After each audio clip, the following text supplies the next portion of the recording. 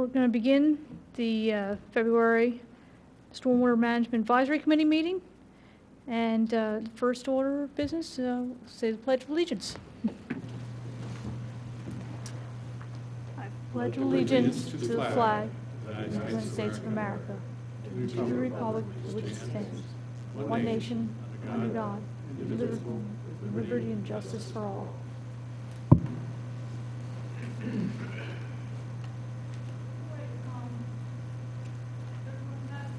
If everyone's had a chance to review the January 14th meeting minutes, does anyone have any comments? No? Then I move to approve. Second. okay. All in favor? Aye. Aye. Meeting minutes are approved. Okay. Moving on to our next item. Unfortunately, he is out of town today, but we have a new member of our committee, Tim Sass. He may phone in here later. That brings our committee back to the 7 that it's originally intended to be. And Tim Sass is an engineer who's lived in the area for about 20 years, I believe. He lives in North Wayne. He has his own engineering business. And Paul and I met with him a week or two ago, and he seems pretty excited to get started. And he has some ideas, and we welcome Tim Sass.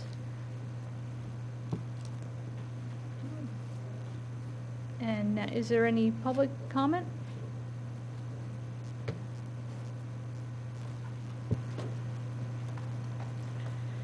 Good evening, Maya Van Rossum. I just have a question. You said that Mr. Sass lives in North Wayne. That's not Elaine Paul Schaefer's district. Isn't that the missing seat?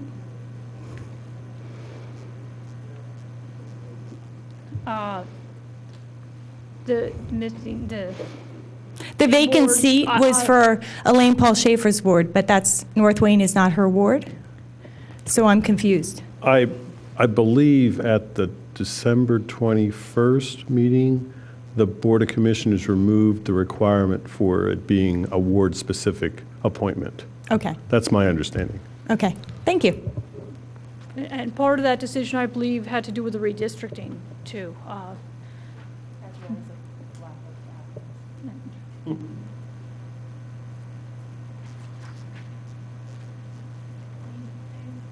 Anyone else have any comments?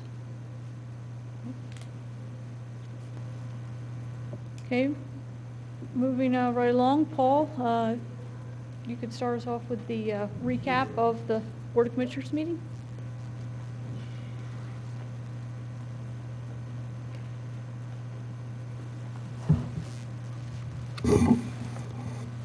So Paige and I went to the board meeting last Monday. This is this Monday. Time flies.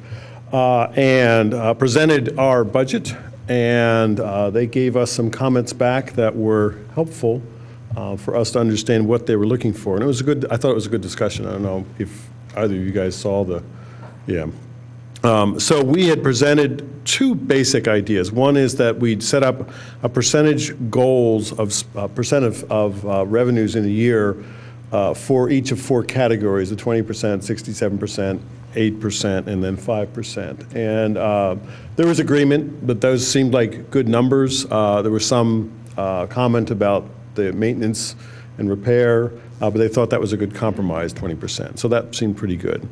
We had also proposed a project for adding new projects to the list of things that we had, and that was a little bit different than we expected. So this was what we gave them with the actual numbers and then the percentages, and you can see how the numbers change. Are we going here? Over the year, and finally settles at 2019 at the numbers we're looking for. They agreed to this budget, but it was different than what I thought agreed would be, so I thought we'd go through that a little bit. Basically, there are no new projects for this year. This is we've accounted for all the money we can spend. And with the, whatever it is, 238,000, 2.4 million. And so those are our items for this year. And we said all the projects and the carry forward of all the costs are on the spreadsheet.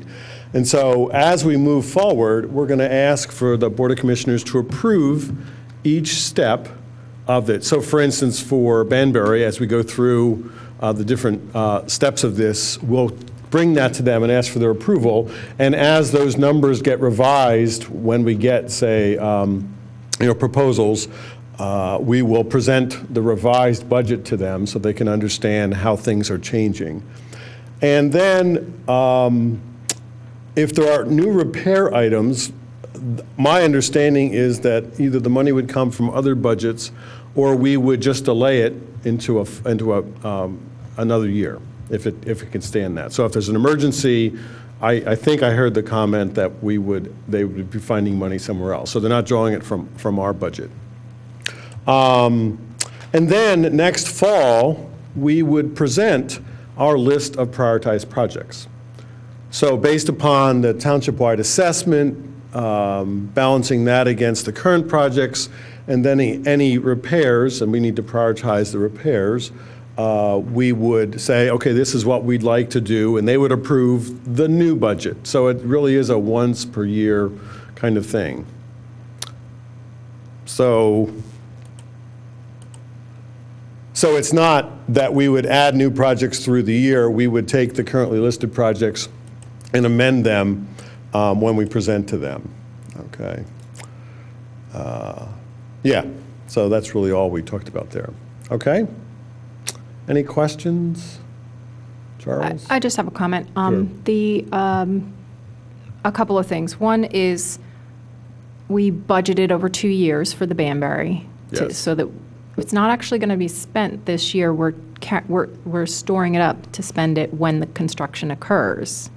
Yes. And We're not going to construct half now and half later. Right. It was Just a wanted- completely arbitrary split. I mean, I just said, let's do half now and half then, not Right. knowing at all what was going to happen. So- Right, and I agree.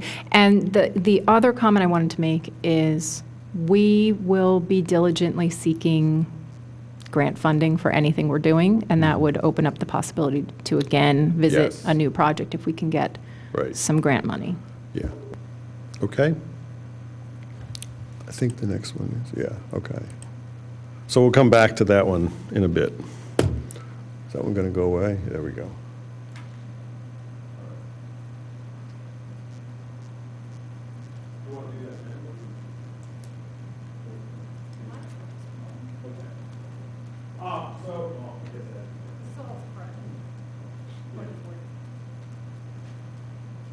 Part of the discussion was Commissioner Schaefer raised the question about North Wayne Field and what was going to happen there because it wasn't listed specifically on the budget. We agreed that the township-wide assessment includes a look at what's happening at North Wayne in terms of its effectiveness going forward.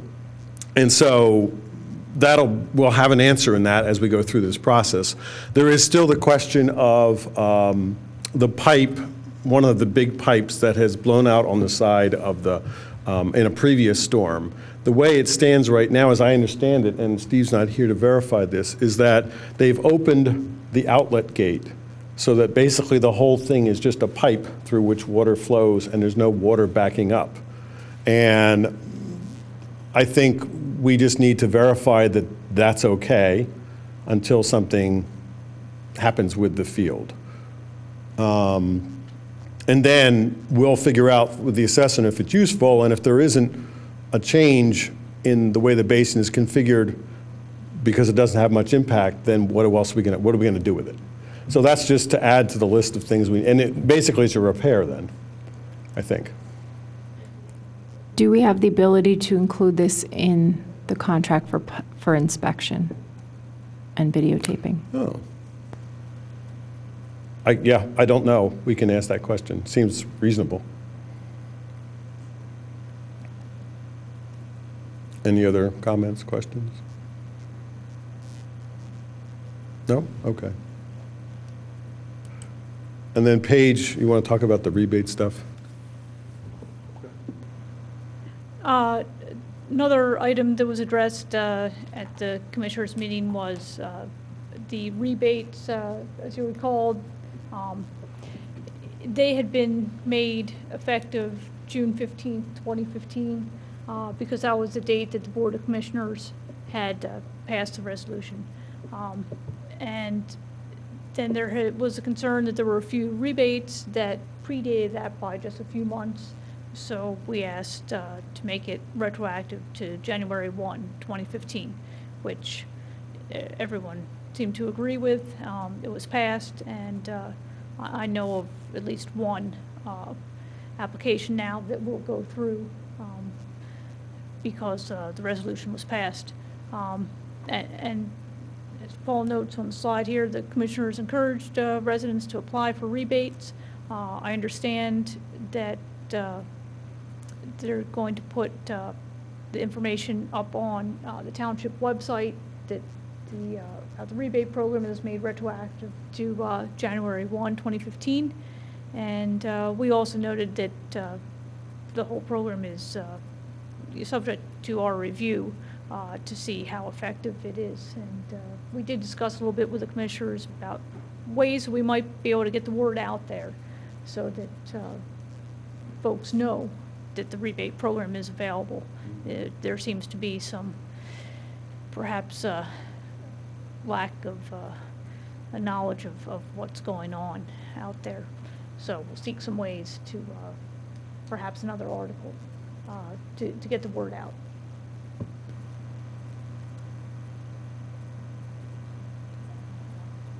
Yeah.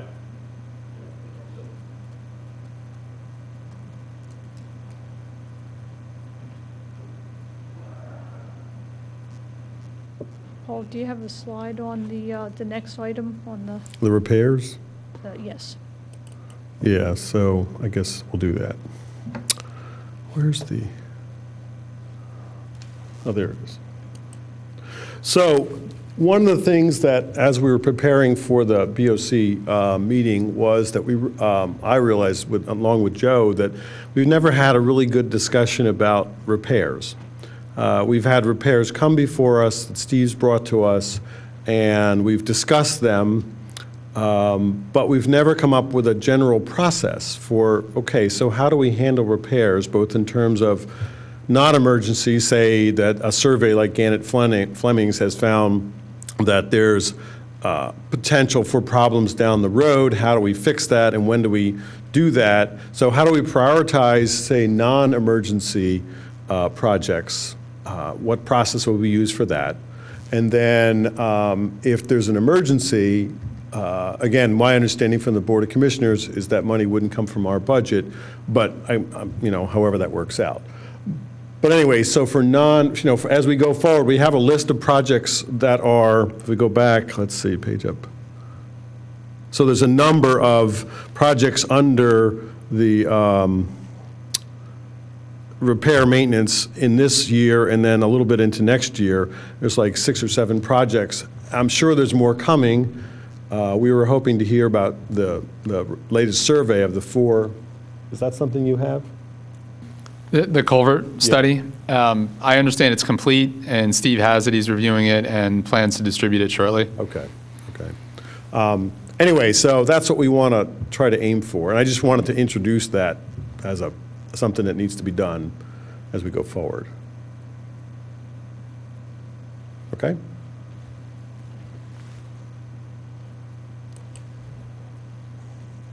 All right.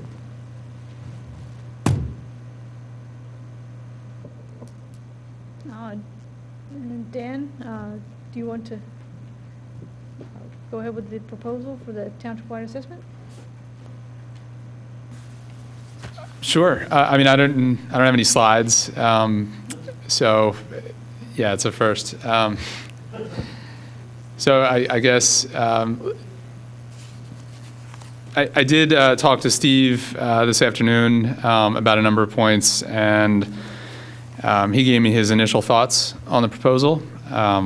He is compiling some more comments. He didn't have them for tonight, so he should get them shortly. I think overall he thought the scope looked appropriate.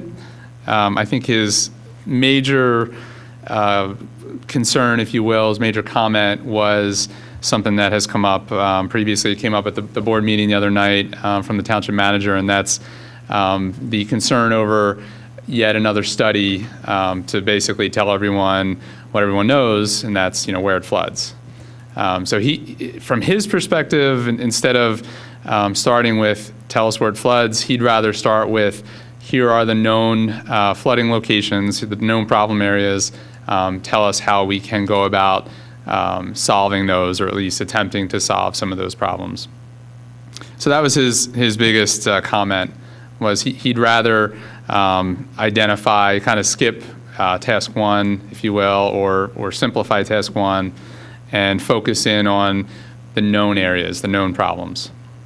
Dan, if I could just make sure I understand that. So when you did Ithan, you built a model, and then you showed that there were flooding sites, and they matched where we expected to see them. Would that kind of modeling where you say, this is where I see flooding, be done independent of this question of asking people? So task one, as we proposed it, was a mix of running a model, and actually the model's already been developed. That was done as part of the Ithan Creek study. We, I believe at your request, the SWIMAC's request, we modeled the entire township, or all four, I should say the four main watersheds that cross over the township. There's a couple of locations that were not covered, but those are pretty small. So we ran the whole model. This task would be a combination of refining that, and that there are some refinements that can be done, and doing a survey of all the, say, emergency services and all the other stakeholders that would be impacted by flooding. And some of that work's been done. We understand Chagrin Valley did some surveying of that nature a few years ago. We'd get that, we'd request that raw data, and that would be part of the analysis. Certainly we don't want to repeat things that have already been done as part of that task.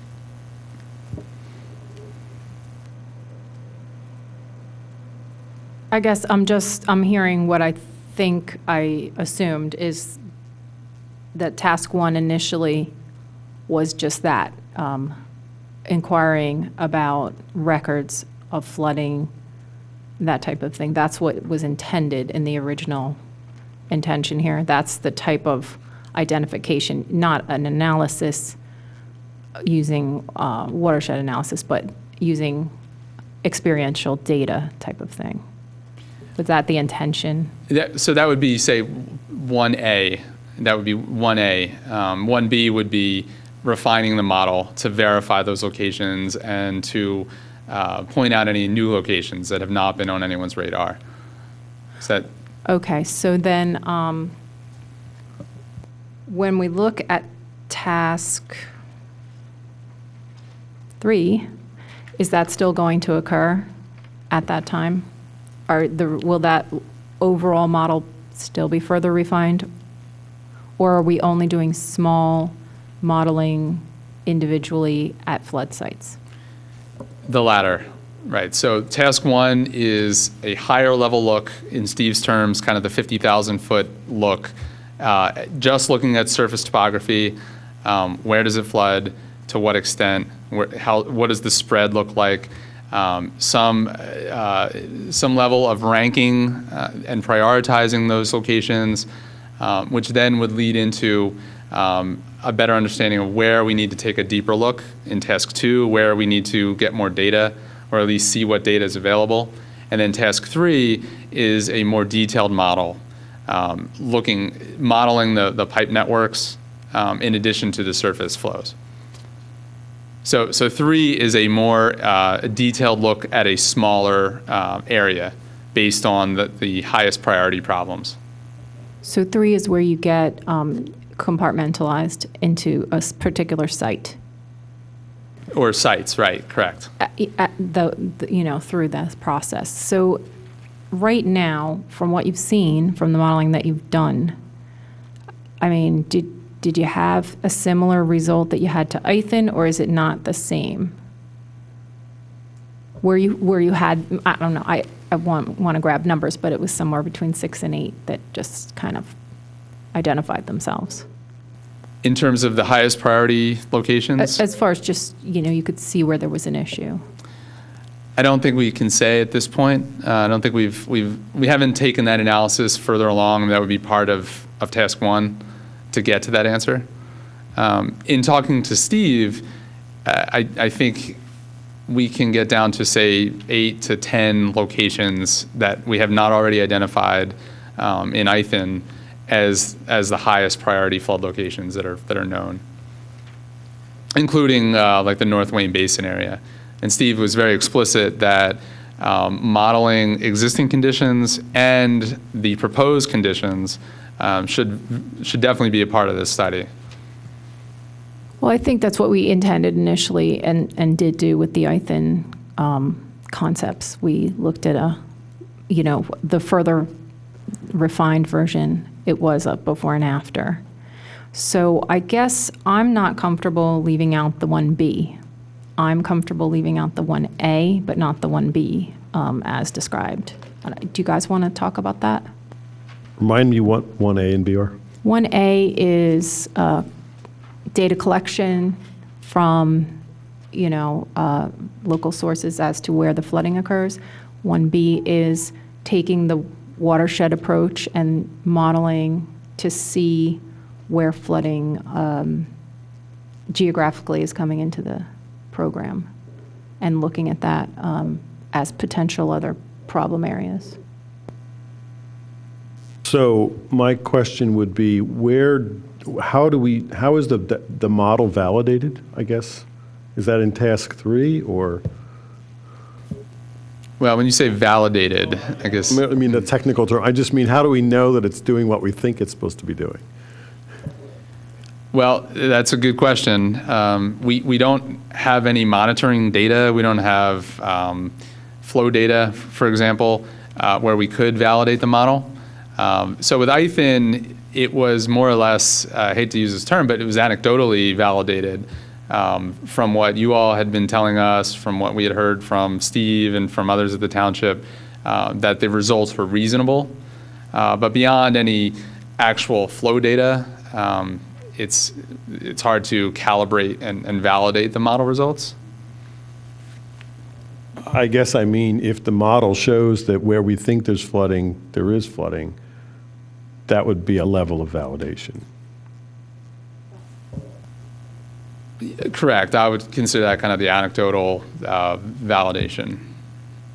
I guess that's what I was thinking 1B would do. If we immediately dive into the, the specific areas, we never look at the bigger picture. Yeah, I think we do have time. We really can't rush what we're doing because our funding is so limited that we have to be choosy with what we do with it. And a little bit of upfront investigation now makes sense because I don't see when else we would ever get back to this since it's kind of active. And I want to be fair to really have fully examined the township before we set a priority to any particular remediations. I hear this group trying to delete a task that was proposed to do. My question, Dan, would be, you proposed this task for a reason. You knew very well that what areas in the township flooded because you've listened in on meetings, you've heard people complaints, you've seen flooding. Why did you still propose this task, and what is the impact it's going to have on the model if it's deleted?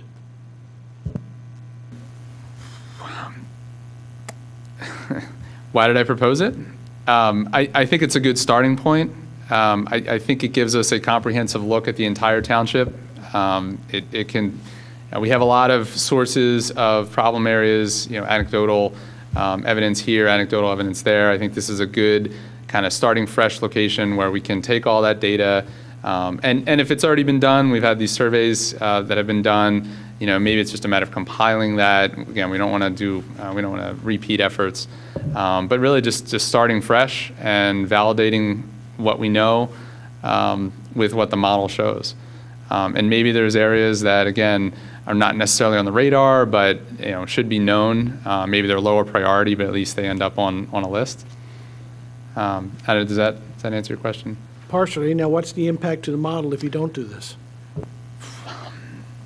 Well, it doesn't give us as much of a chance to build the more detailed model. We can still work with, we can still do it, I think, and do a pretty good job without doing task one. But task one will certainly help us inform that more detailed model. My only point is that I don't think we know enough about the overall process to be able to lead anything. If we're going to accept this proposal, we should accept it as a whole. We're not in a position to try and tell you how to do your job. We expect the results. Whatever it takes to get to those results, that's up to you. I agree with what you're saying. However, there is a lot of pressure from the meeting the other night that, we don't, exactly what you were saying, want to repeat any work that has already been done. And so, if it's just a compilation of what's already been accomplished through the other studies, and really, I think where we're lacking in the previous reports and studies is in a deliverable, because we've gotten summaries, we haven't gotten data. We haven't seen any of the data. We have very little to go off of, even though there's recommendations, there's no understanding of where those recommendations are based upon. So with a better understanding of what you have intended, I think it's going to be difficult, though, based on the discussion at the board meeting. So, Dan, could we set a goal for either if we have a working meeting or the next meeting whenever we meet, that you would get whatever data is available and you could let us know what else is needed, just so we know because right now we're surmising there's raw data from those previous studies, but could have been all thrown out. I don't know. I did request the data from Steve, and he indicated today when we talked that he has it and he can get it to us. Again, I don't know what form it's in. I don't know how comprehensive it is. I don't know who was surveyed. So yes, we do need to do that and find out what else we need.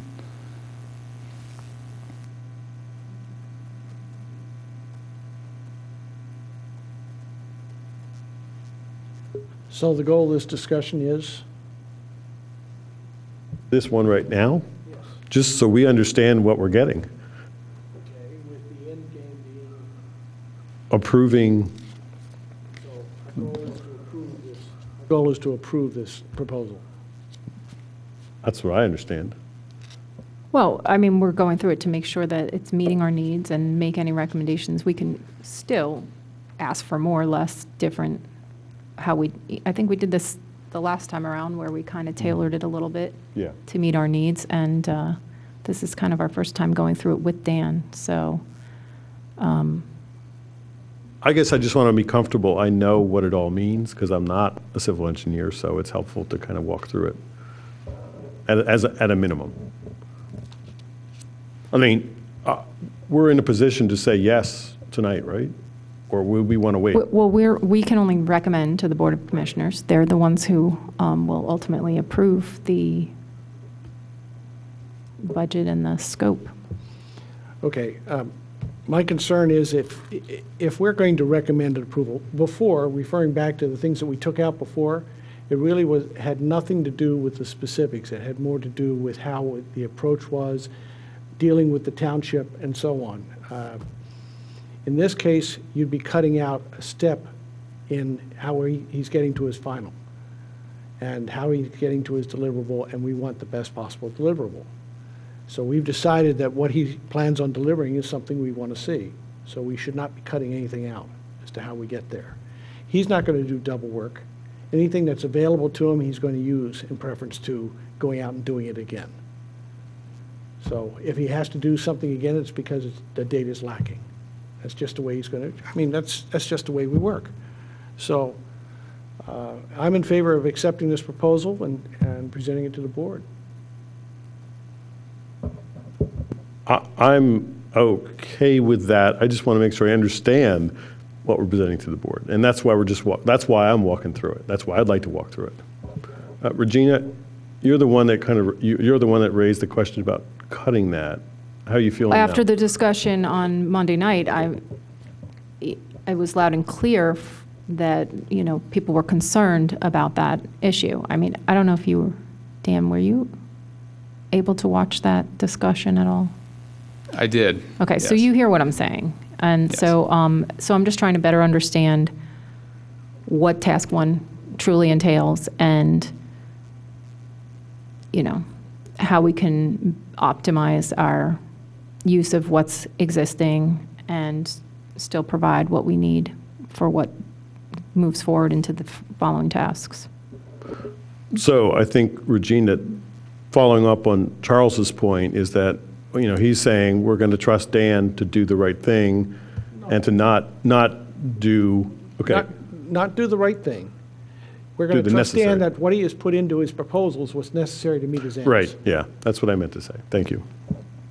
And I think what you suggested earlier about getting an update of what exactly we have in our files before we make any real forward steps, because I truly don't know.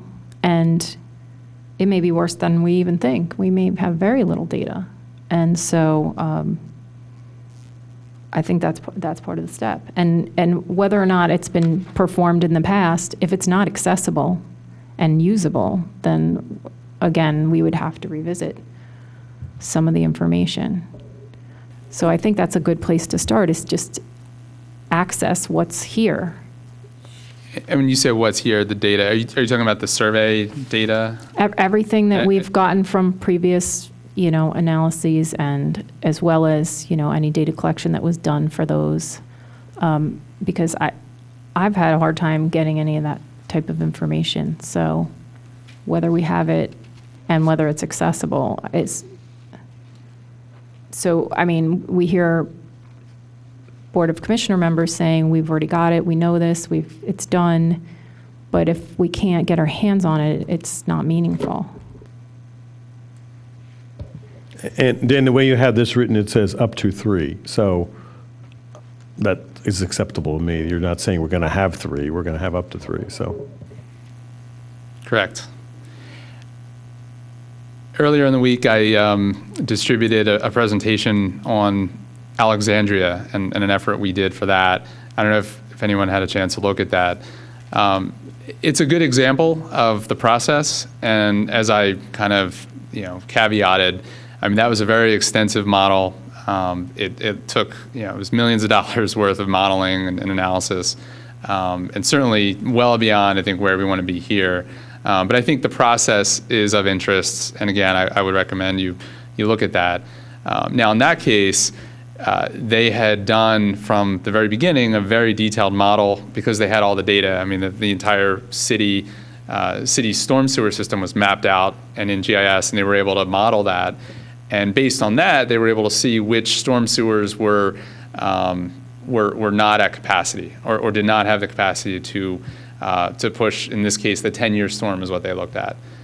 So they went through this very rigorous analysis of where the storm sewers were undersized. They were able to then prioritize different areas of the city, and all of those problem locations were ranked, very rigorous process. And then they got to the solutions part of it, and they looked at green infrastructure, they looked at conveyance, they looked at storage, and they modeled all those, and they determined kind of what was the best approach. And I think what we're proposing is similar, but again, not as detailed and not as complex as that. It's much more focused. Yeah. But ultimately, will we be able to, with this study, analyze a storm sewer network such as the one leading to South Wayne Avenue and continue that until it's open channel. That's the idea, yes.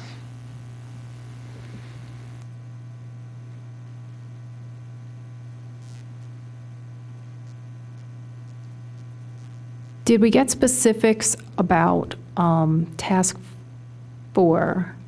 Can we, Task- I was going to say, can we do task 2? That was a discussion point with Dan for me, before Sure. we go to 4.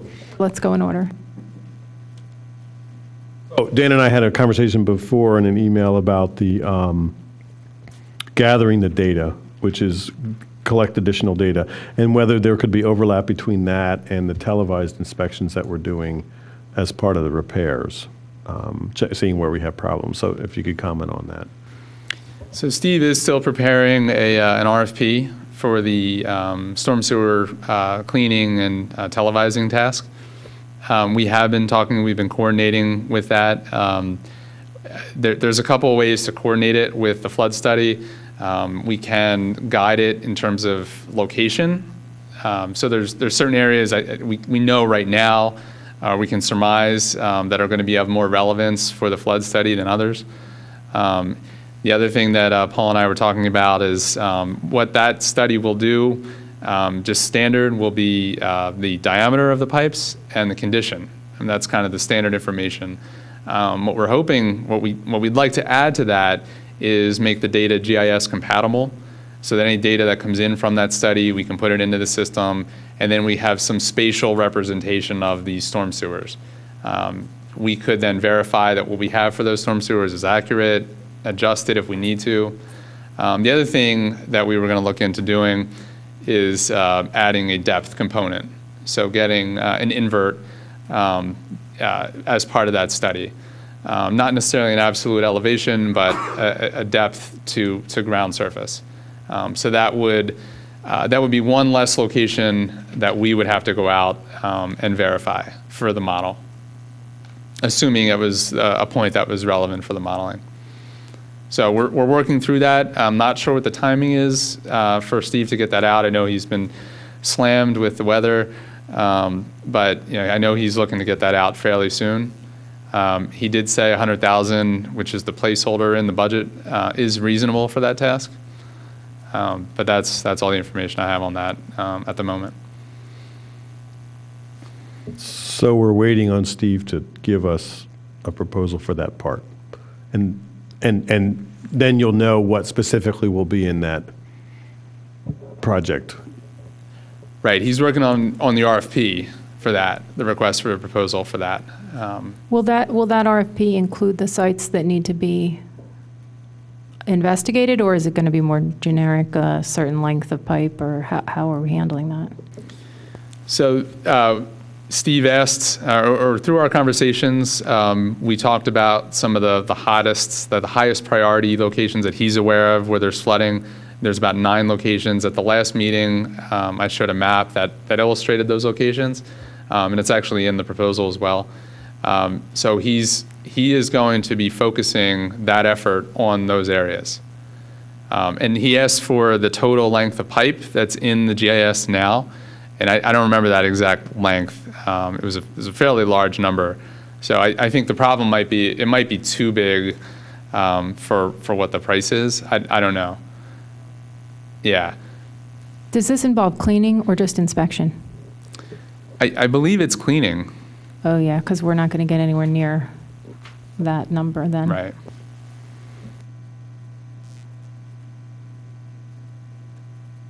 So I guess I hear that we're talking about above the 100,000 that we're proposing would be wrapped into this project to get what we need that's not provided through the televised. Did I hear that right?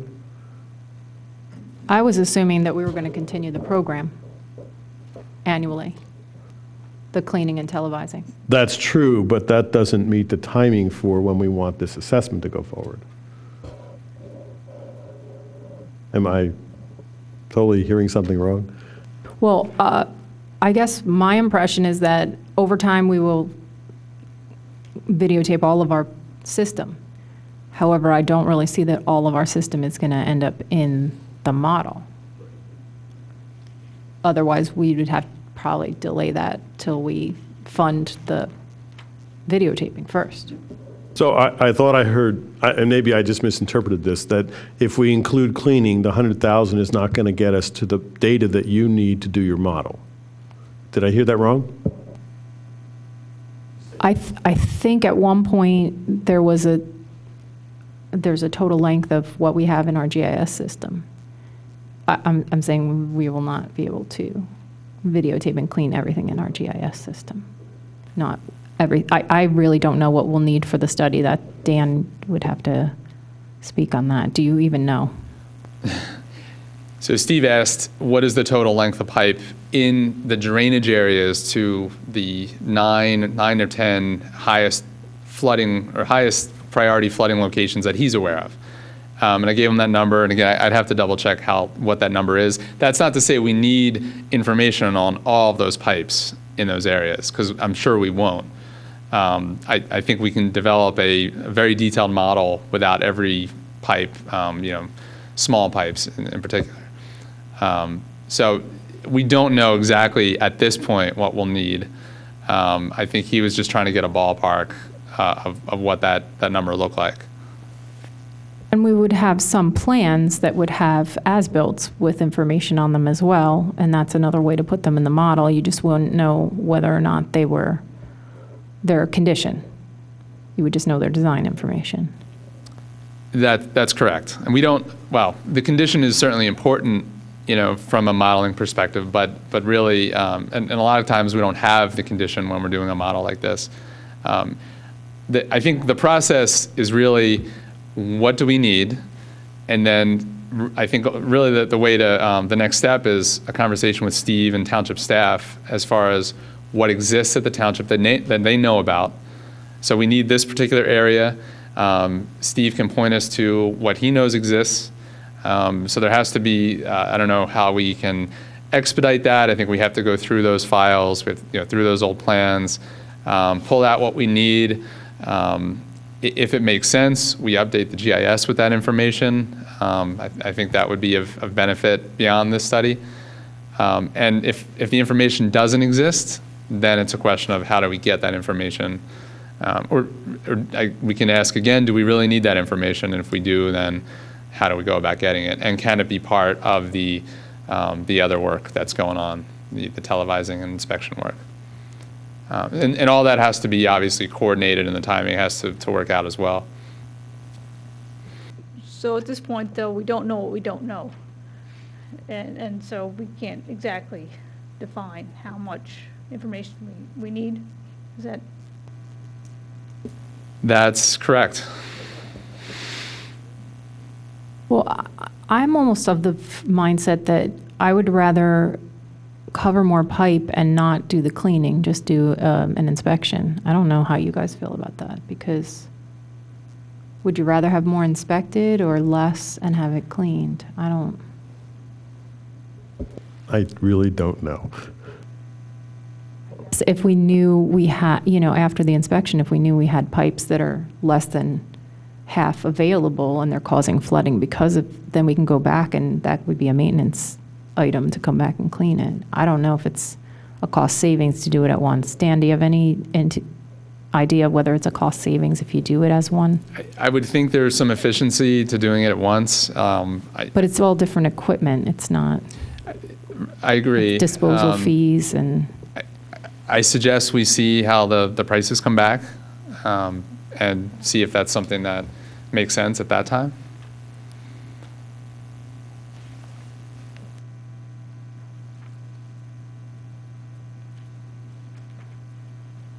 So I'm good with task 2.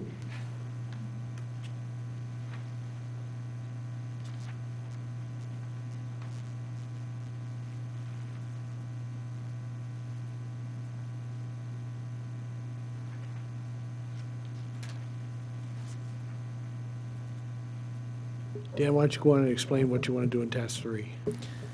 So task 3 is really just modeling the existing conditions uh, for the areas that we've now narrowed down our focus on.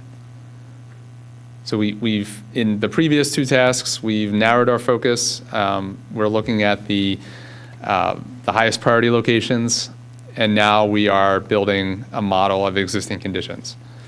And again, it's not necessarily every pipe in the whole sub area, but it's enough information that will let us do what we want to do in task 4, which is model various solutions. So And- 3 is really just setting up task 4. I'm sorry. And you're using SWIM to model? We are using SWIM to model, yes. Is that your preferred model, or is that because of the direction that was given? Is that what you would do it in either way, or is that a Radnor kind of initiative? No, it's not necessarily a Radnor initiative. It's really what we would prefer. I mean, there's lots of different models out there, but SWIM is a fairly universal one, pretty well known, accurate. We may even look to using, there's different versions of SWIM. There's proprietary versions of SWIM, like PC SWIM. We may even look to use something like that. But yeah, no, that was not directed.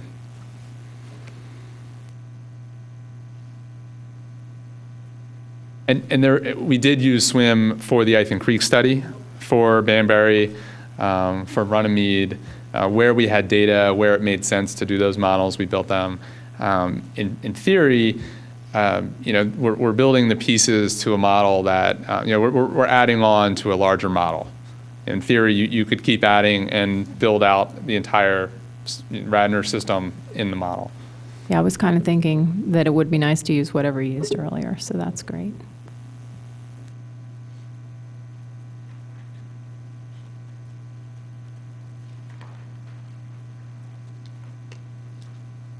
Unfortunately, we did the modeling for the middle school project 10 years ago, and we really wanted to kind of dust that off and incorporate it, but it's so old that it has to be updated, and that would be somewhat labor intensive to do that. It's not, we can do it, it's not impossible, but it almost at this point makes sense just to start fresh. And we already have built pieces of that anyway for the work that we've done in the Ithan study.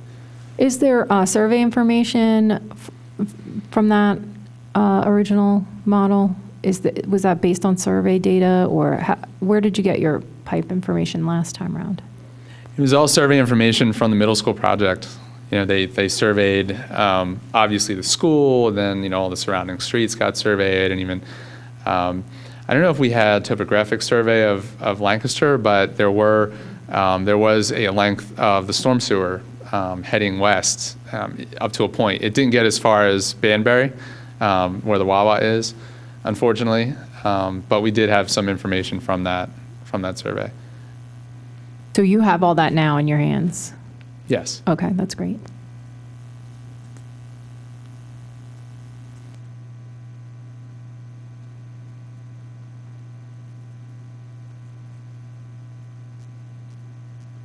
Should I talk about task 4 and then 5? Okay, so 4, the model has been developed for the key locations. 4 is really about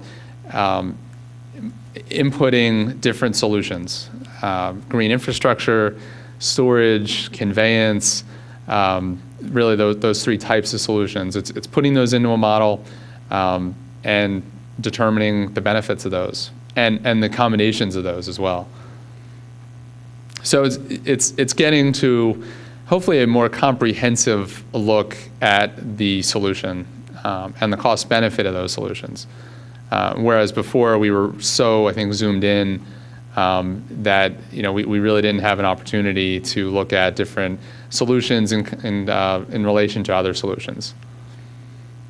So this is including like the sensitivity analysis that Commissioner Curley was looking for when we did Banbury? Yes.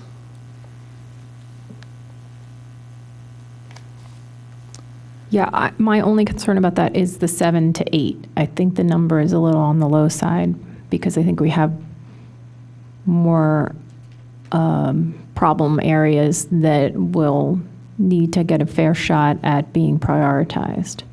Maybe I'm wrong on that, but what do you guys think? Just so I understand this, it says 7 to 8 priority problem areas or 21 to 28 conceptual solutions. What's the conceptual solution? Well, you should be answering this. Go ahead. So the idea is, and again, it's hard to scope this out with all the uncertainty. We were trying to come up with something that we thought was reasonable, whether it's more areas, less areas. I think we certainly want to be flexible. We understand that there's that uncertainty, but the 7, 8 I think came from just our discussions with Steve and how he knows that there are those key places, those key locations. Now, we scoped this such that we would develop 3 to 4 conceptual solutions per area, and a conceptual solution would be the Banbury project would be an example, like some flood mitigation strategy that could then be put into the model. It's not being designed, it's just an idea, really. It's a concept. But enough of a concept, enough definition that it could be entered into the model, and we can see what the benefit would be for flood reduction. So this is, again, it's trying to put some parameters on this. Maybe the reality is that we end up, maybe there's less areas, but we look at more solutions, or maybe there's, more areas where we look at less solutions, or, that's the idea. I mean.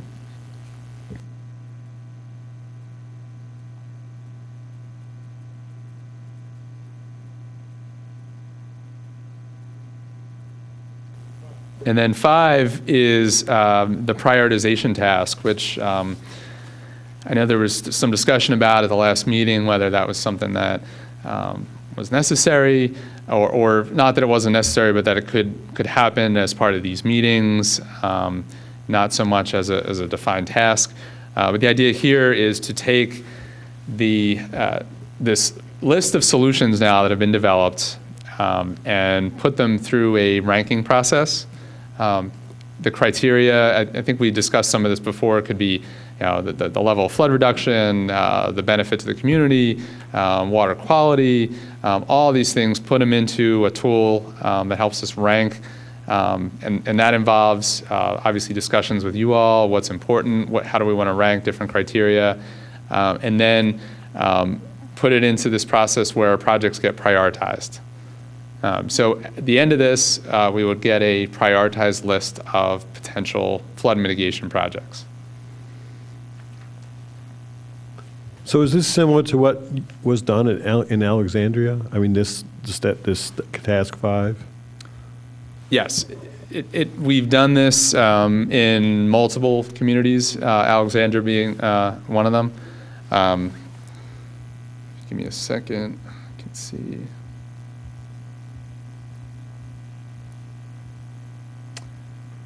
Trying to find the criteria that we use for Alexandria.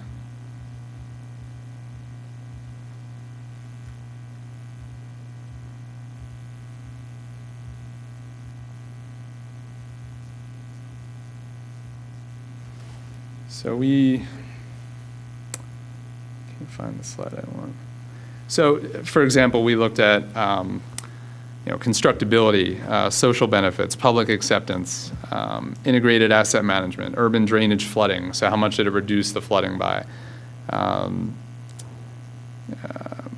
Citywide maintenance implications. So there's a whole bunch of different criteria that were ranked and given individual scores. And then projects, then those rankings were applied to projects. And again, you put this into a prioritization tool, and you get a prioritized list of projects out of that. So there's a certain process here. I think we could certainly come up with what we think is important, but I think to make this work, there needs to be some collaboration. Maybe it's a working session. I would propose, as we did in the scope, a workshop. More than maybe just at one of these meetings. Obviously a public workshop. We invite stakeholders, and it becomes a process where we really look at what's important and how different criteria should be ranked. Does that make sense?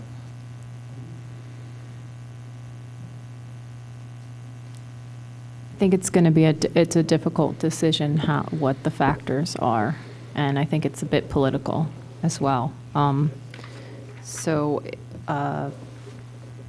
it really is. It's political because it's determining spending, and it has to have the support of the Board of Commissioners in order to work. Well, this is giving us a way to prioritize these projects. And there's a lot of history as to what other townships have done, other organizations have done as far as what is useful for prioritizing. And I think, yes, that there could be some politics involved, but when you get right down to it, if you sit down and decide that you agree with these priorities or the reasons for these priorities, then the weighting comes in, and then we have prioritized projects. Then we can look at how we're going to take this project, take the overall program forward.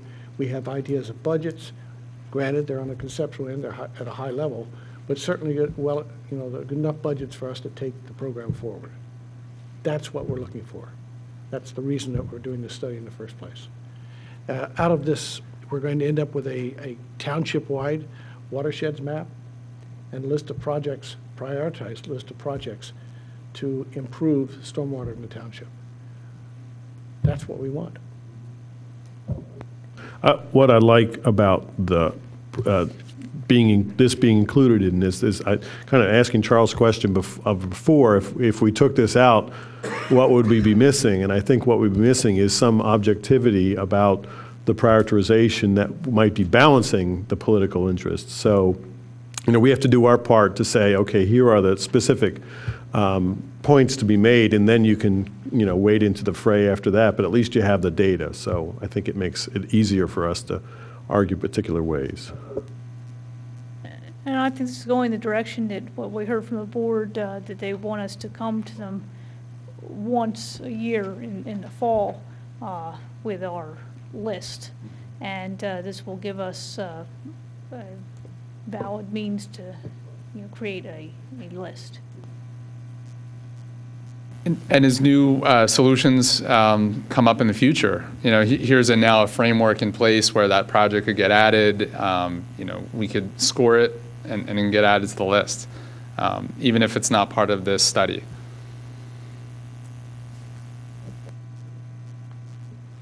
Well, we could also work our way further down the list in the future. If we only look at 8, we could, after knocking some of them off the list, revisit what are the next 4 and put them into the model and see where they arrive.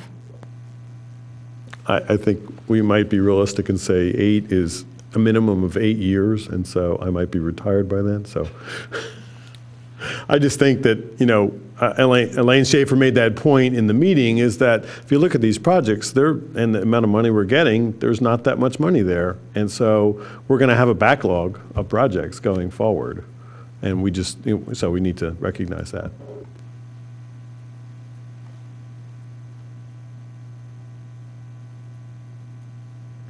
I'd make a motion that we recommend this proposal to the Board of Commissioners. Second. All in favor? Aye. Great.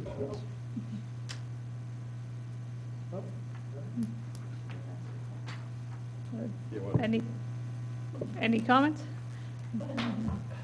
No, yeah. Okay. She was really trying to avoid you, Maya, no. Yes, that would be a shame to try to avoid me on this one, seeing as I know how you're going to vote.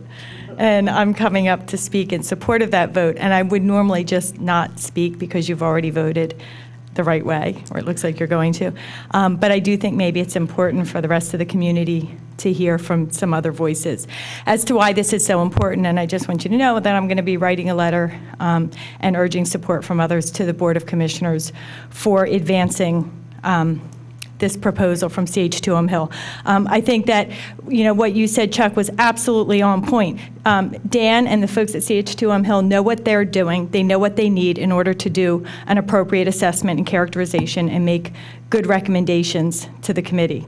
And taking out that the initial data collection piece really leaves a big gap in the body of work. So I'll just shorten what I was going to say on that one to say that I think that you hit it spot on, and I really support that.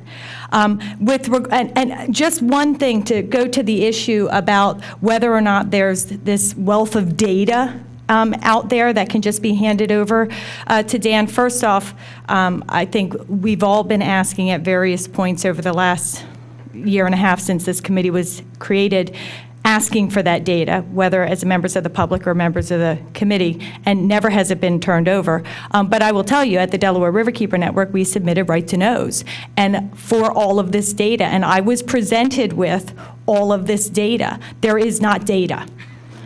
There is not. There are the final reports, and I can tell you, being a part of this community at the time those reports were being crafted, they were being crafted not based upon objective data, but they were actually being crafted for very political reasons to reach predetermined outcomes, and there was not even a lot of good data collection effort back at the time. And to the extent there was, it's not at the township unless the township failed to fulfill my right to know requests appropriately, which I'm sure they did not. I'm sure that they fulfilled them. So I just want to confirm for you that there is no data.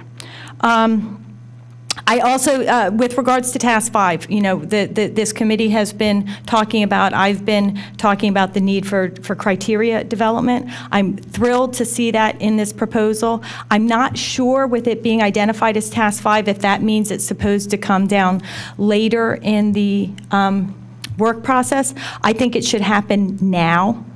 Good, glad to see the head shaking, because that's the work that could be happening while all the data collection is going forward. And also as we discussed the last time I was at a meeting, by doing the criteria development now, we're actually doing it outside of all of that political debating. And so people aren't going to be viewing the development of the criteria as that they're being developed to try to push towards or away from a particular project that's being discussed or placed on the table, because now it's going to be purely objective. Because if I understood your presentation correctly, Paul, at the beginning, while there was some effort to put some proposals before the Board of Commissioners, that the outcome of the discussion was nothing's being advanced at this time until the township-wide assessment is concluded.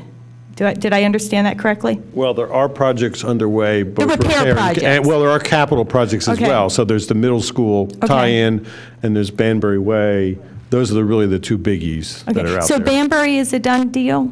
Well, I mean, done in terms of we're moving forward with it. Okay.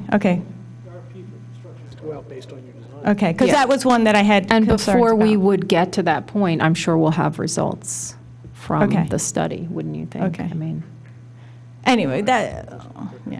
Well, for budgeting purposes, though, we had to show a 5-year budget, and so we, Pick one. went with, since we're going ahead with the RFP for Banbury, we went with the assumption that project would go to completion, though obviously we're not 100% certain Okay. of what's absolutely going to play out there.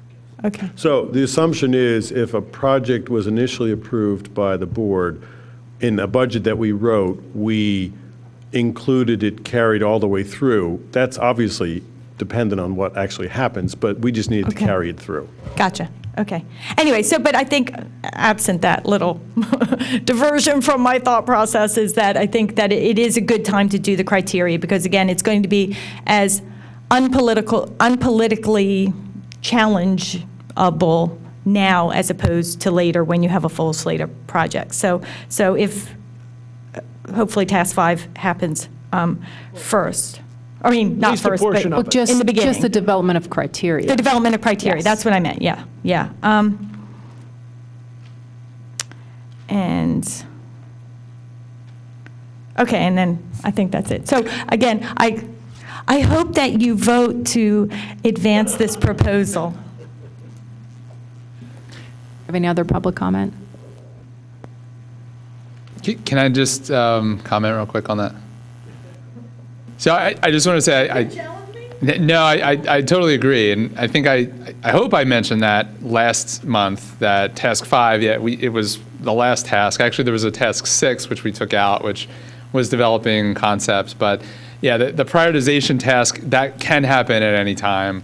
Obviously, in so much as there's quantified data of particular projects and how much they're going to reduce flooding, that's something that couldn't get input until the appropriate time. But certainly, yeah, the criteria, developing the tool, and we have these tools already. It's just a matter of tailoring it to your needs. Yeah, that could happen at any time. So, yeah.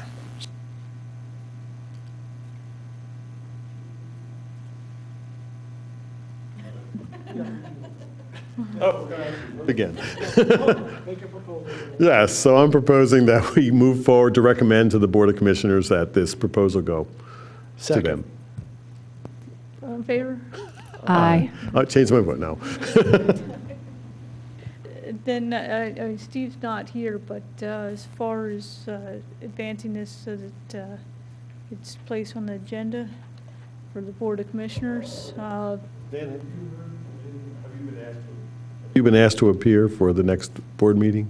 I thought there was something about February 21st.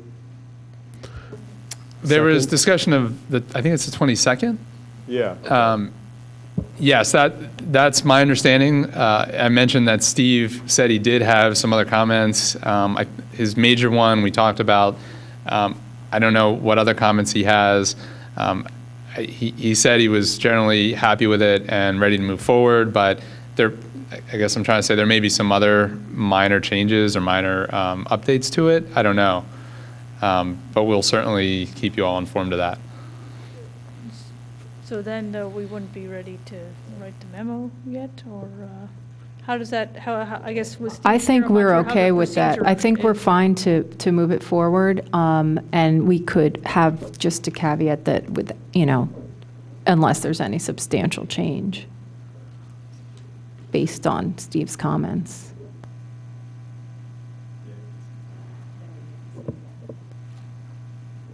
I was just going to say, then we need to submit that memo by tomorrow?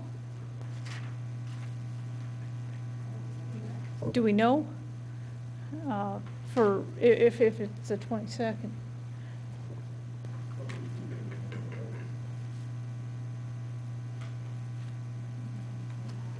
We're volunteering Joe to write the memo. Joe is traveling.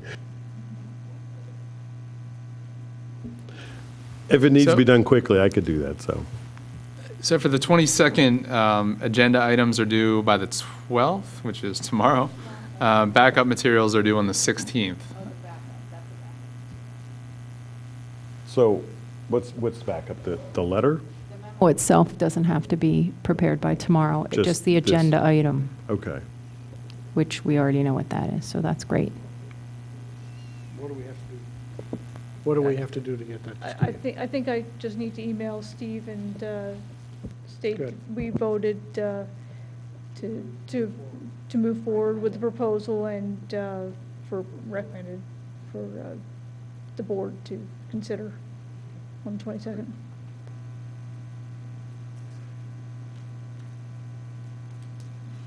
Okay. Moving on to Banbury Francis draft RFP.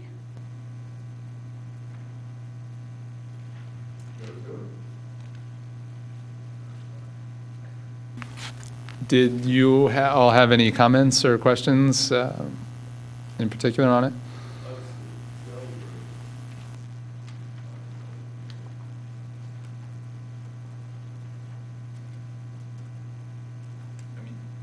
Should I walk through briefly what, okay. So we prepared a draft RFP for the Banbury project that was approved by the board, or you all, and then the board. So the scope of work, task 1 is the development of base plans and geotechnical investigations. That's fairly standard for this type of project. So So a survey is going to be done. We're going to have some infiltration tests done, some borings done, all the kind of pre-design work that would go into this type of thing. The Philadelphia Water Department has some very defined standards for infiltration tests in urban environments. We're familiar with those. We use those on our projects in Philadelphia. We think those are good. So we reference those standards for this project. The Pennsylvania DEP's manual has some other requirements. Those are a little bit dated and more for new development type projects where you're digging up a whole test pit. I think we're looking to do something a little bit less intrusive here. So that's why we propose that. Task 2 is what we call conceptual design verification. And there's kind of like two parts to this. 2A is basically the consultant that would be hired would, after doing the pre-design work, the geotech, the surveying, they would reevaluate the concept plan. So does the concept still work? Would it have to be updated? We are encouraging them to, we don't want the project reinvented, I think, at this point, certainly, but if they have other ideas, particularly for green infrastructure, we're kind of encouraging them in that task to bring those up. Now, 2B is something that we were calling an optional task, and that would be much more focused on the bioretention concept that we had talked about before. That would be closing off one of the lanes onto Windsor and putting in a rain garden. I know Commissioner Schaefer was a proponent of that. So that's really just a further investigation of that. So we have that as a separate optional task to get a price on that. If that's something that we want to move forward with, we can make that determination. And that would involve not a very extensive study, but that would involve some look at the turning, the traffic, and the benefits of a rain garden at that point. So task 3 is construction documentation. So that's the design work. And what we have in here, and again we're waiting on some more detailed feedback from Steve, but we have in here a 60%, 90%, and 100% design submissions. Again, fairly standard for a project like this. It gets submitted in phases. So the township and you all have an opportunity to steer the direction. If it's not going in the direction you like, you have an opportunity to comment on it and modify it as it goes. Any questions on that so far? And that's pretty much it. So it's those three tasks. The rest of the RFP is fairly standard information, some minimum requirements. We put in here that the consultant must have designed several projects of this nature in the past. We want someone with some experience. Some assumptions about meetings with the SWIMAC, with the township. The rest of it's fairly standard RFP language. I think some of the questions that are outstanding are who do we want this to go out to? Is it a pre-selected group of consultants? Is it everyone? And I'll throw that out there and see what you all think. Before we get to that discussion, I just had two questions. The alternative to look at rain gardens or bioretention, someone had raised the question of pedestrian-friendly design here, traffic calming, pedestrian-friendly.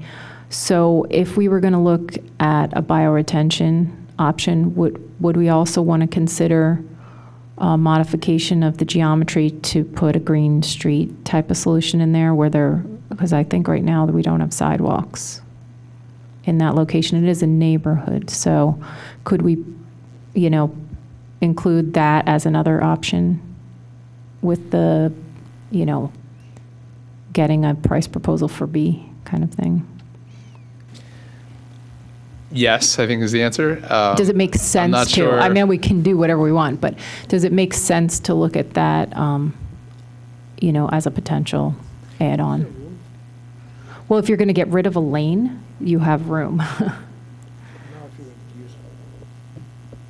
Yeah, I would just wonder what the extent of that would be. I think it might make sense. I just like you said, there's no sidewalks there now. So how far does this extend the scope of the project?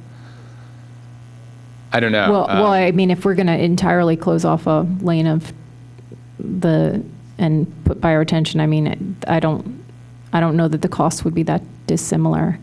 Also, public involvement, where does that fall in this process? Is there a public involvement element?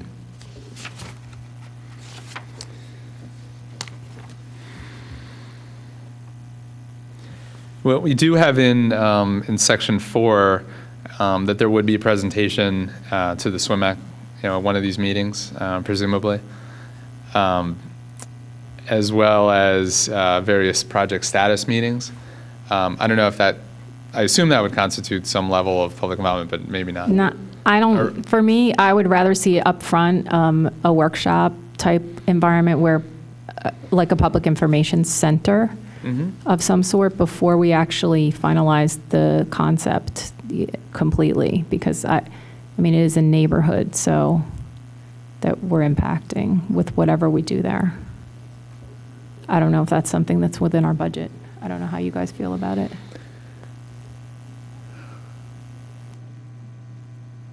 As far as the sidewalk, As far as, having some public input early on in the process before we finalize the design.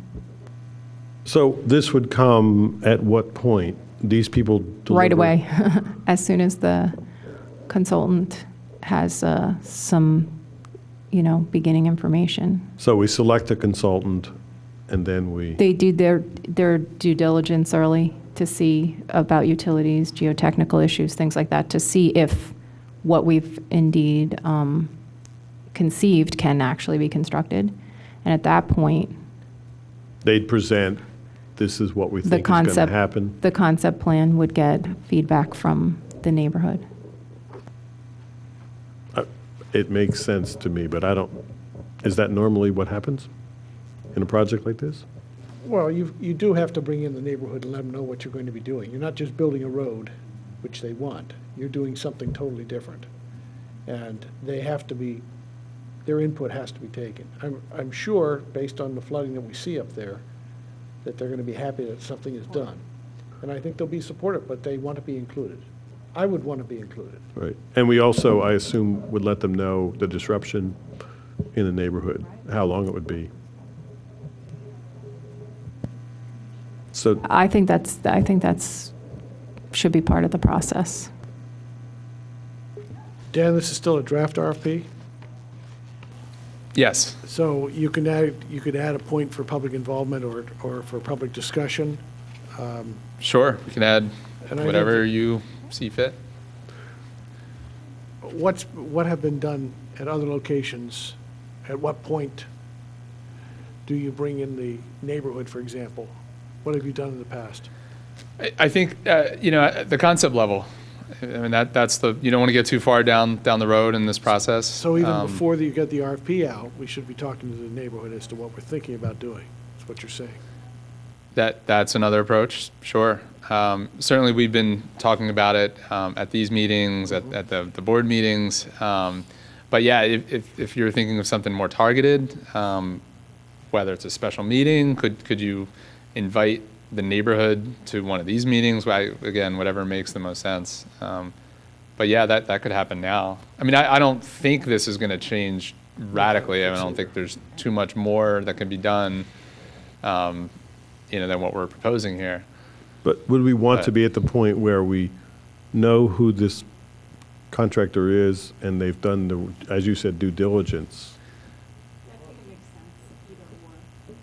Yeah, Either or would work. the neighborhood's not going to care who the contractor is. Well, I just mean in terms of disruption, how long will it be? Well, he's not going to know that until actually he gets awarded a job and asks for a schedule. They may give Okay. us a preliminary schedule. I think he means the consultant who's going to do the design work, because at that point, where we have that option of the bioretention, I think that's when, I think that decision needs to be in play at that point. I mean, I think meeting with the community at the point where we know whether that's included or potentially included would be helpful. I mean, I don't know, we could have more than one input session. Yeah, I think it makes sense to wait until you know what challenges there might be. You know, you're talking about things like utility conflicts, and people may ask questions about, well, can we do this during the project or that? And at that point, then, after you've done your due diligence, you may know, yes, we could include that, or no, we can't include that element because. Because as it stands now in the concept, there's really no, change to the configuration of those streets. I mean, everything's going to be buried. Really, the biggest issue is the construction, and that disturbance. But if we start looking at taking out lanes and putting in rain gardens, then obviously it's a much bigger issue. And I can see there being a much more compelling need, and that would happen then later down the road. I had a very specific point from Joe. You saw the note about Section 9, attachments, item number 3. He's asking all the bidders get the results of your work, not that they have to request it. There's an email you can look at. Yes, I believe, I don't have it in front of me, but I think he was asking for like the model inputs. Yeah. We were a little bit reluctant, I think, to readily offer the model inputs, but I think that's whether it's something that we just give the winning firm or wait till they ask. They may have a different model. That would be somewhat inefficient to do, but they may have their own modeling software that they want to use for whatever reason. So I don't know if it necessarily has to be spelled out in this. I think we say that it could be given. Yeah, They ask for it. To select it upon request, right?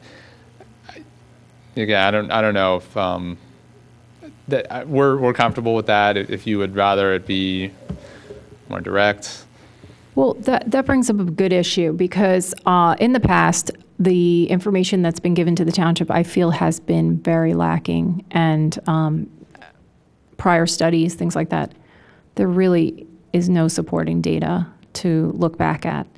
And any of these models that are being performed for the township, I would prefer not a summary only, but the actual electronic and hard copy of all the models be submitted to the township. Then at that point, if there's a designer who needs to use it, they get it through the township. However, since you're currently our stormwater administrator, it can work either way. But there should be record copies, both electronic and, the actual outputs that are in the hands of, a record for the township. And that has never been done before. And I think we're suffering as a result of it. And I'm not speaking about the Ithan Creek. I'm speaking about the things leading up to where we are today. So that's something to think about also with our township-wide study, is that there, whether or not it's meaningful to the general public, it's meaningful for future to build on. So I don't really have a preference either way how that's worded or put into this, but if we had great records here at the township, then it would be easy for people to come in and get those as they need. So, Dan, is there a problem with that approach from your company's perspective? No, nothing that can't be worked around.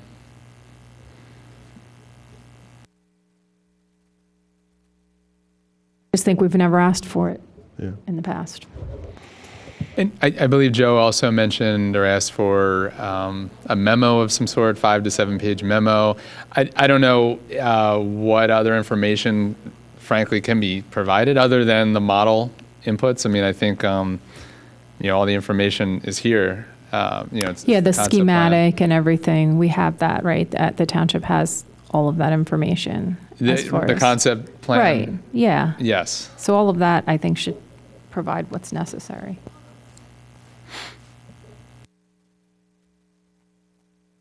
I have nothing else.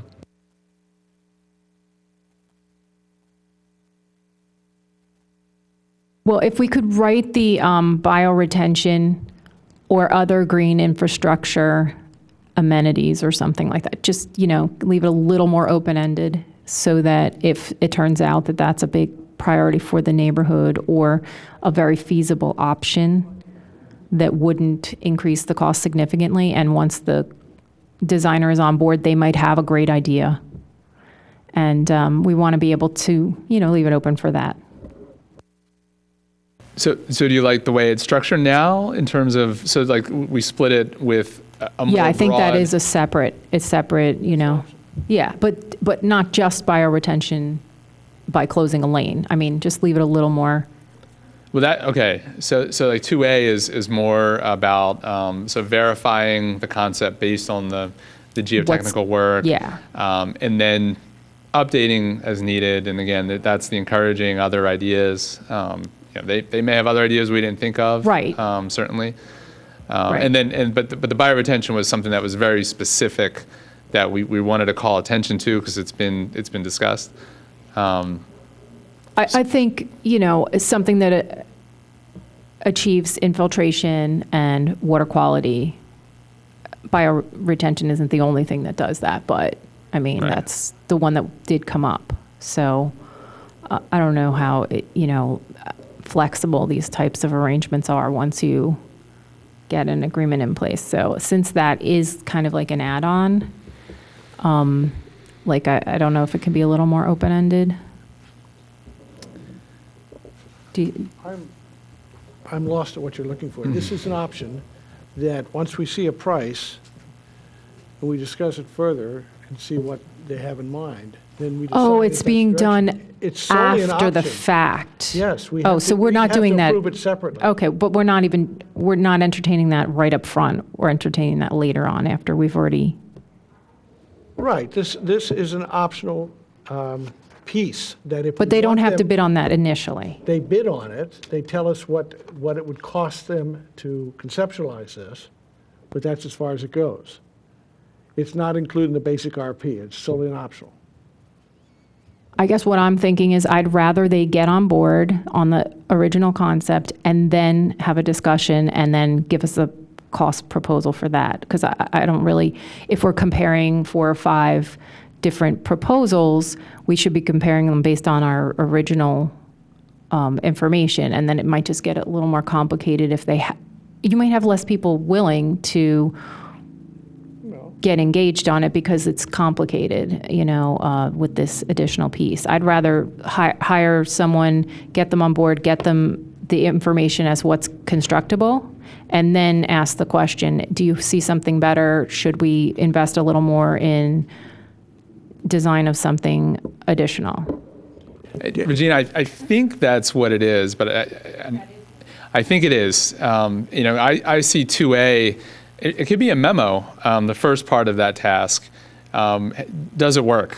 So they've done the geotechnical analysis, they've done the borings, the infiltration test, they've done the utility survey. So does it work? It could be a 1-page memo. Yes, this is great. Here's some other things you might consider. And then 2B is maybe another memo that says, hey, you asked about the bioretention idea. Here's what we think. It's going to make traffic a whole lot worse or whatever, but it's going to be a separate memo, and the cost of doing that would be separate. But now, in terms of the design, it is true that if you all decide, yes, the bioretention idea is something we want to move forward with, then I think that would probably have an implication for the design. I think that might be an extra So it might, I don't know, it might be a change order at that point that could be negotiated. Dan, why was this included in the RFP? It was asked for by the Board of Commissioners, right? Commissioner Schaefer, I know, for one, latched on to the idea of the buyer retention. It's not something that, just something that she thought was a good idea, and she did note that, we had discussed it, and for a lot of valid reasons, we said, let's leave it off the table. She just said, let's just have it included, have another, have the consultant look at it as an option. So that's really why that was added. But this RFP doesn't call for it to look at as an option. It's saying that task 2B is an optional task. So what they're going to do is put a price to what it would take to do that evaluation. And that's what we're going to have. So then we will, after we decide on the winning bidder, we'll choose to accept that task or not accept it. Yes, right. And then once you... If a commissioner wants that, why isn't that just a task of the RFP? It could be. Because, I don't understand. It almost seems to me like you're saying, well, maybe we'll look at your idea. Well, is there a cost? There's a cost to do that. Yeah, they're going to have to look at traffic. They're going to have to, it's And a lot more I think design we were work. talking about, let's see, my vague recollection is that we were talking about whether that cost is worth whatever benefit is going to be accrued by putting it in. You won't know that until you do the analysis. So to get to that point, you have to do this task. So why is this task optional? That's where I'm going with this. And in my mind, this task is obviously important to someone politically, and we're going to need to come up with an answer as to whether it's reasonable or not. So why not make it part of the RFP? Because it could double our design cost. This is conceptualizing. This is a memorandum. This is, the deliverable on this is a technical memorandum. Without a traffic analysis, I don't think they could even decide whether or not. I won't this argue is- that. I'm just saying it's. So we're that, not- I mean, would they have to do the traffic analysis? I mean, before they could propose This is- changing the roadway, there's a lot of work that needs to be done. Well, when we're- Sorry. go ahead. I think the intent, and obviously it's not clear enough as it's currently written, but I think the intent was not necessarily to do a full-blown, complicated analysis. It was more like, give us your opinion type of thing. So I think, Charles, you have a good point that in that spirit, maybe it should just be considered a base task. And frankly, I think, even calling it optional, it might not even be necessary because it's something that you may elect not to do. I mean, you can certainly award the contract and say, we don't want to do task 2. You may just take the whole task out. I don't know. Exactly. This is a group that wants to take a look at things and may want to chop something out. All we're getting for this is a price to give us a memorandum on the feasibility and the potential benefits, the costs, the challenges associated with it. So, I mean, in my mind, We would since we're have to go asking- back and design it after that, is what you're Yes, saying. oh, absolutely. Okay, so, okay, This I is see what only you're saying. conceptualizing, seeing if it comes back that this is, really, we should be looking at this because this could give you great benefits. That's a different story. And then what we've done at the end is ask for a dollar value and an hours for each task. So, in my mind, this should be part of the RFP. Take out the word optional entirely, and we'll just get our number, and then we'll decide if we want to go that route.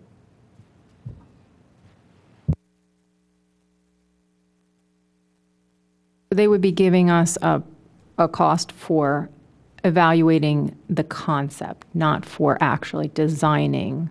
Yes.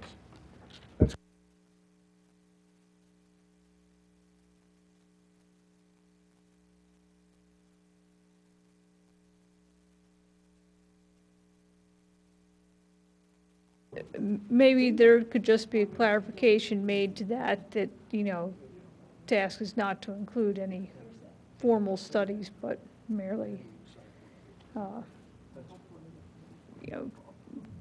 consider and list the, possible needed studies and ramifications or something to that effect so that someone doesn't get carried away, one firm doesn't get carried away with estimating, it's going to cost tens of thousands to complete that. Paige, but if the rest of their numbers look reasonable and it's only this thing that got carried away, for example, we'd bring them in and ask them what's going on. You'd want to know what the variance is and why everybody else is much lower. And maybe this firm took the time to really do the evaluation and really to get into it and decide exactly what has to be done, where the other firms figured, oh, they're going to pay us to do this anyway, so just put a number in and make it even. There's all kinds of philosophies and bidding philosophies and so on. So I want to get back to Dan's question to us, and that was, how do we want to proceed as far as how we give this out? Whether you're asking people or you could ask that question again. I guess the question is whether or not we put it for open bidding or we select consultants to provide us with a proposal. And, there's benefits to both. The one thing I would say is the information that is available, that you have, the model, sometimes people like to have that before they do a proposal because they can use it in their proposal and come up with a sharper number. So I don't know when you would be able to make that available. The way things move around here, I think you'll beat us to the finish line. So it would be great if that could be available. But we could talk about the pros and cons. If you know that you're one of 3 consultants being asked to provide a proposal, you might take it a little, more time with it. And then you have the benefit that you're selecting only qualified people to provide you with a price. The downside is you could miss out on somebody who's really looking to break into Radnor and provide us with this design work and who could, do a really great job. So I don't know, you guys should weigh in on it. my mind, it should be open. We should get the opportunity to propose on this. And we may get someone that's not from around here, but is an expert in doing this. It's up to us to read the proposals anyway. So. And it's not, this is our own township funding. We don't have to select the low bidder. It's not, there's no real drawback there. The only drawback is, maybe some people won't take the time to do it because they don't know that they have a high percentage. But that's life. If they don't take the time to do it, they don't want the job. Believe me, it's somebody this is their business and they want to do this job. They're going to take the time to do it right.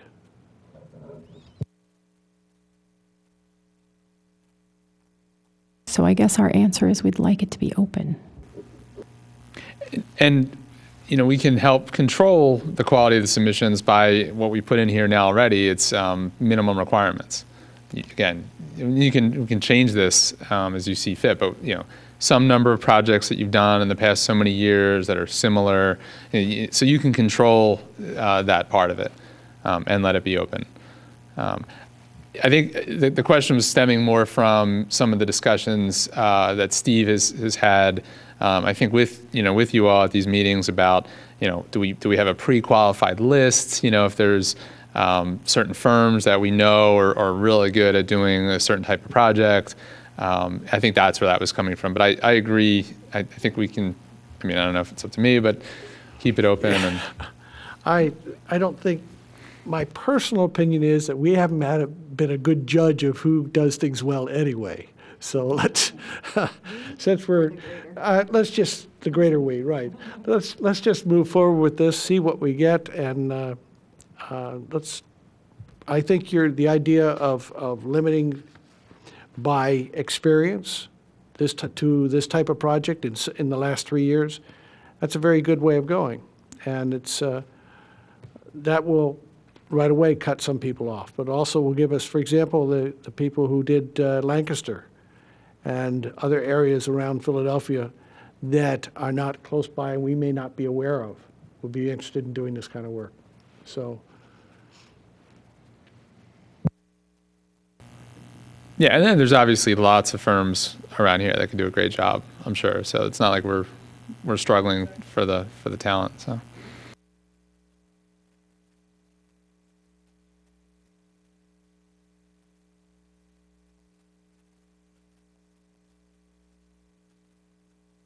we haven't really voted.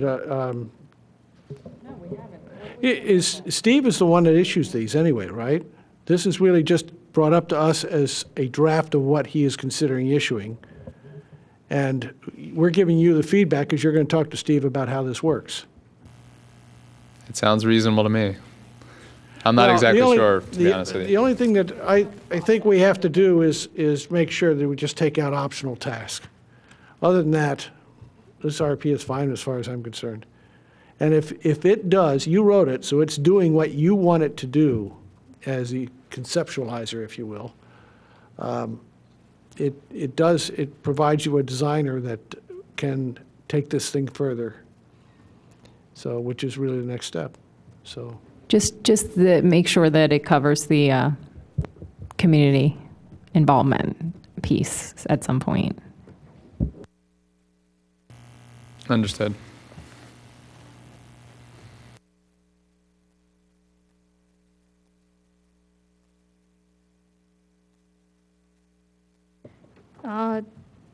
Now, I'm not sure on the other items, how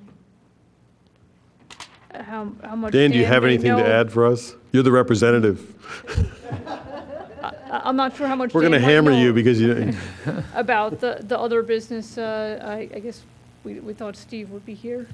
Are there any news that you have to pass along? I think you said that the 5 culvert evaluation report was out there, but Steve was still reviewing it. Any other updates on the other items? Stormwater ordinance, have you heard about, or Radnor Middle School connector, or any of the others? Yeah, so the train station project is essentially, it's the same status that it's been. I think it's in a holding pattern. I understand that the township solicitor is involved, and I think it's an access issue for doing the testing. The stormwater management ordinance update is ongoing. I believe Steve is still, the township's still waiting on Gannett Fleming to get a little bit further along on that. Let's see. Steve did mention he had emailed about a new issue that he was going to bring to the attention of you all. He didn't specify what that was, though. So he gave me a really quick rundown of the situation. It's at the Clark School in Bryn Mawr, off of Roberts Road. Apparently, and I don't know a lot of the details, but apparently there's an ongoing problem of runoff coming down Roberts Road, I believe onto the Clark School, causing lots of erosion. He was made aware of this recently. He did say that him and I would get together, probably visit the site before the next SWMAC meeting. So at next month's meeting, we'll have a more detailed report of that with some photos to get a better understanding of where this fits in the list. So, coming back to repair prioritization, I'm not exactly sure what would happen then. I mean, what's the point of bringing this to us? Just to say I brought it to us, or what's going to happen? And that's not really a question for you, it's a question for Steve. So I don't necessarily want to see it because I don't know what we're going to do with it. Well, if it's truly a repair project, it's not going to come out of our budget anyway, if it's really has importance. And if it's something that he wants to add to our list of maintenance projects, then he's got to put some priority on it. Yeah, and I think we have to, and this is just getting back to the general discussion of, we have to decide how we want to handle these. We don't just want them to show up at our doorstep and say, here, do something with it. We have to decide what's going to happen. within ourselves. And so I'm asking we have that discussion so that we don't end up in the mess we ended up at the end of this year in terms of not knowing repair projects, et cetera. Well, I think, right, we have to have that discussion with Steve, Yeah. so we understand our role, and I would hope that we get the entire committee to have that discussion. Yeah. So, Would be my comment on it. The only other item I had was that the township manager requested of Gannett Fleming that they provide a little bit more detail about the Radnor Middle School stormwater project, what the intent of that was, and what the benefit of connecting the pipe to that system would be. So Roger Phillips and I had a conversation, and we both agreed that Gannett's not really the right firm to answer that question since they didn't do the design of the middle school. So I prepared a brief memo, it was a page and a half, that I sent to Steve, which then got forwarded to the township manager, really just outlining what the intent of the project was when it was first designed, what it was going to do, what it wasn't going to do. And really the punchline was that it was going to be effective up to a point at reducing flooding locally around the middle school area, but it wasn't going to do much without being fully connected. And most of the flow that was going to get into the system was meant to come through the pipe that was never installed. So a vast majority of the flow is not getting in. Well, I should step back. It might be getting in eventually, but it's not getting in efficiently, and it's still obviously causing surface flooding. So that was kind of the punchline of this memo, was that the project should be finished. So Bob was looking for a justification for doing the work that we've proposed to connect it. Is that what the intent of the note is? Yes. Okay. I think you can say that, right? It was, and obviously this was 10 years ago, so different board of commissioners, the institutional knowledge just wasn't there. Folks just don't, and there's reports that are out there, but I think it was really just a reminder, hopefully, of what this project was intended to do. It was never going to solve all the flooding problems, but it was going to help, and it wasn't going to make things worse. And to do that, we needed to finish the project, and that's what this is about, was finishing the project. So do you have any idea why? I mean, not that I don't argue that we should have that justification, but was there a reason why that justification was requested of you? I'm just not sure where that's coming from. I think the issue of this new pipe, the new design for this pipe, and obviously there's going to be a cost associated with installing this pipe, came up, and I think the board just wanted to know, or at least the township manager wanted to know, why are we doing this? What's the purpose of this? Is this something new? Is this something that's different than what we did before, the township did 10 years ago? And again, the answer is it's not different. It's really just completing the project. So I think there was a concern maybe that, this is going to maybe overwhelm the system. It's going to make things worse downstream. I don't know exactly what the concern was, but I think just a general lack of Yeah. understanding of stormwater management and how these things work, honestly. So that was my impression from the discussions. And I was here when it was designed last time, and that's why I was a little more comfortable moving forward with it, because I know that the design had not been fully realized. So I was not fearful that we were creating flooding downstream. It's going to a mitigation measure. So that's why I was confident that we needed to move forward. But I don't know that everyone paid attention to those things back when it happened. So it's fair. Okay. Dan, could we see your page and a half memo at some point? sure. I'll make sure you all get a copy. Thank you. Yeah, we all might wonder a little bit, do we know why it was not done? Was it just finances and politics? No, there were utility issues. Yes. There were unforeseen utility conflicts that at the time prevented the pipe from being installed. I don't know why a solution wasn't May thought have been of at the more time. about timing than anything else, don't know. because it might have held up, finishing the project or something because of the timing. It may not have only been cost. It might have been a permit issue or a constructability and getting, maybe we couldn't keep the road closed as long as we, there's a lot of other factors besides just the fact that the utilities were in the way. Yeah, I didn't know of that it wasn't installed until years later. And I had been on site several times during construction, but I never knew that wasn't completed until only a few years ago. And just so I understand, where is the project right now? My understanding is that it was on hold until this question was answered, and that there was a comfort level that was reached with the project before it could move forward. That's my understanding. By whom? The commissioners?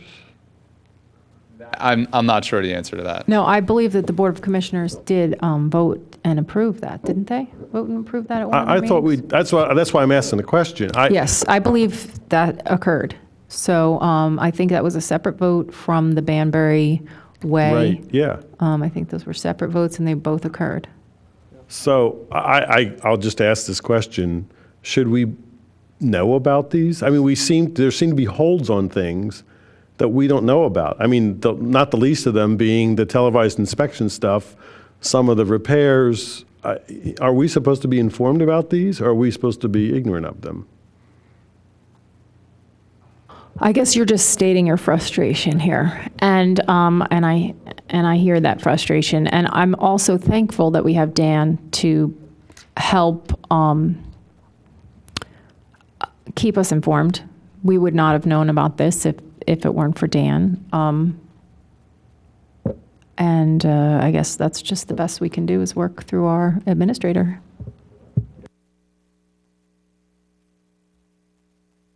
Dan, who did your memo go to? Just curious. You said, but I missed it. It was sent to Steve, and then actually Steve and Roger Phillips, and then it was forwarded to the township manager.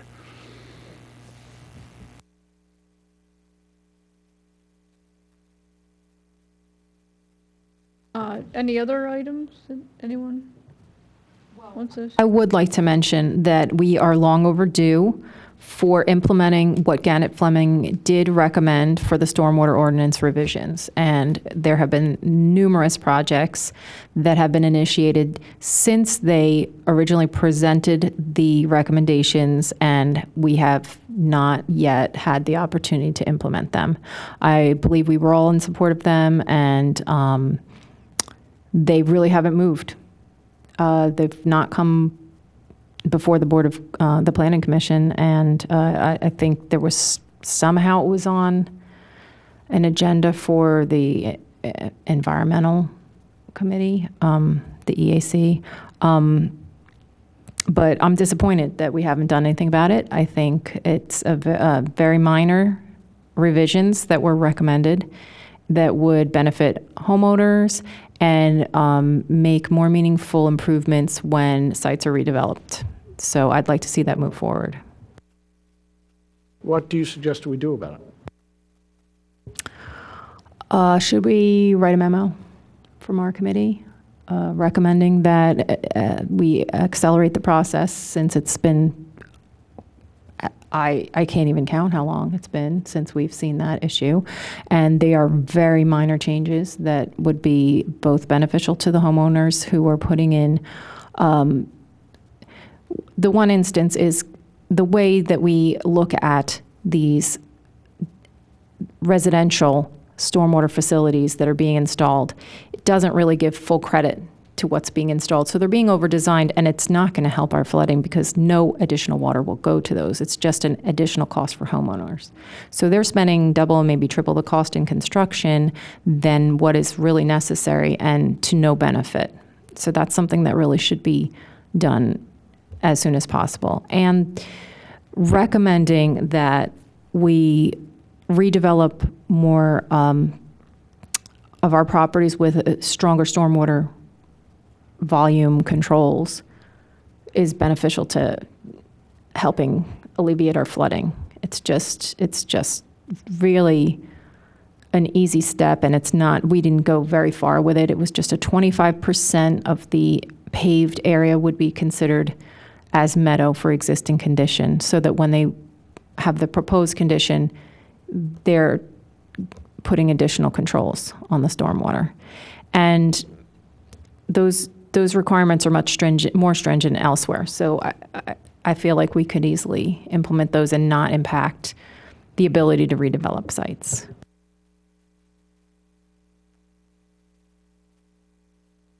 I guess I'm volunteering to put a memo together. All right. Okay. Thanks.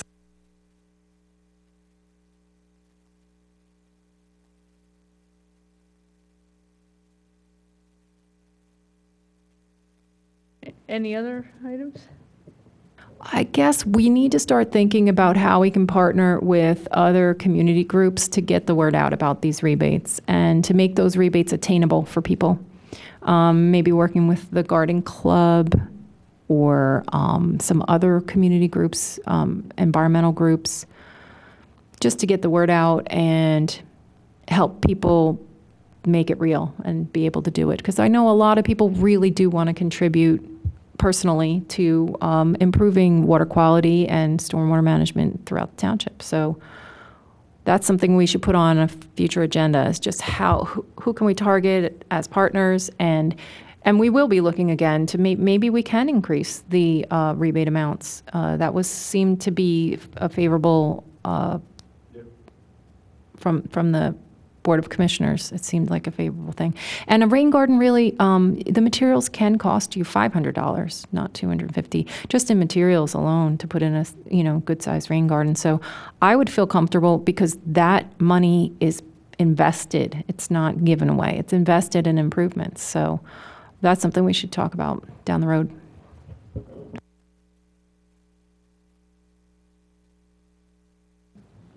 Okay. We're ready to set the date and time for the next meeting. Sure. It will be March 10th. Yep.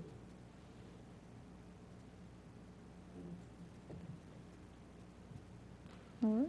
Are we aiming for, do we need to have a working session? You talked about working session. I mean, right now, I think we kind of caught up a bit. So we should put a mechanism in place for that. How we go about calling a work session, and make it so that it's available to us as a tool on pretty short notice. So if we're not, we need to find out what the minimum time we need to set that up ahead of time is, and be ready to do that. I think that's probably the best thing, just to have that in place when we feel like we're never going to get through our agenda. And we need to, even if it's just meeting the week before, maybe setting those public notice. And then I don't know the cost of public notice. I need to find that out.